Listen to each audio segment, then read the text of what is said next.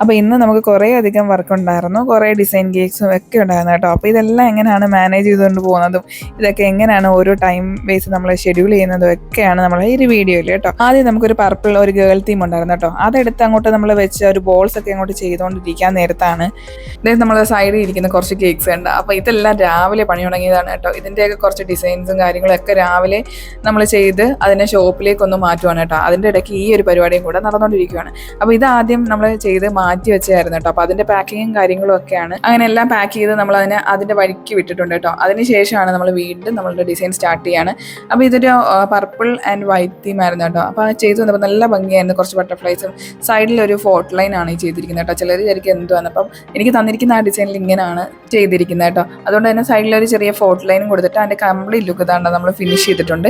ഈ ഒരു കേക്കിൻ്റെ കൂടെ വേറൊരു 1 kg റെഡ് വെൽവെറ്റും കൂടെ ഉണ്ടായിരുന്നു കേട്ടോ. അതും ഇതേപോലെ നമ്മൾ പർപ്പിൾ തീമിലാണ്. അങ്ങനെ ആ 2 കേക്കും ആദ്യം ഒന്ന് സെറ്റാക്കി മാറ്റി വെച്ചിട്ടുണ്ട് കേട്ടോ. അടുത്ത ഒരു വെഡ്ഡിങ് കേക്കാണ് കേട്ടോ. ഇത് നമുക്ക് പെട്ടെന്ന് വന്നൊരു ഓർഡർ ആയിരുന്നു, എന്നാലും നമ്മളത് ഒന്ന് സെറ്റാക്കി കൊടുത്തിട്ടുണ്ട് കേട്ടോ. ഇതെന്ന് പറയുന്നത് നമ്മൾ ഇഷ്ടത്തിന് ചെയ്തോളാൻ പറഞ്ഞു. അതുകൊണ്ട് തന്നെ നമ്മൾ കുറച്ച് ഫ്ലവേഴ്സും ഒക്കെ വെച്ചിട്ട് 2 ഹാർട്ട്സും ഒക്കെ വെച്ചത് കംപ്ലീറ്റ് ചെയ്ത് കൊടുത്തിട്ടുണ്ട് കേട്ടോ.